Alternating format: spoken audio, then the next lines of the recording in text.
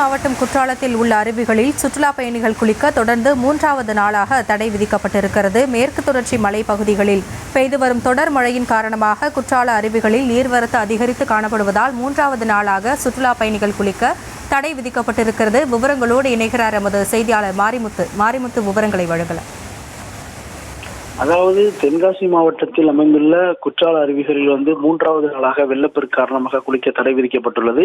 மேற்கு தொடர்ச்சி மலைப்பகுதியில் அமைந்துள்ள குற்றால அருவிகளில் தொடர்ச்சியாக மழை பெய்து வருகிறது. குறிப்பாக தென்காசி மாவட்டத்திற்கு ஆரஞ்சு அலர்ட் விடுக்கப்பட்ட நிலையில் கனமழை பெய்து வருகிறது.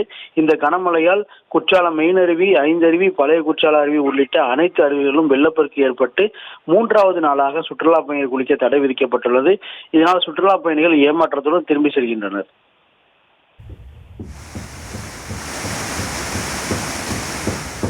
விவரங்களுக்கு நன்றி மாரிமுத்து.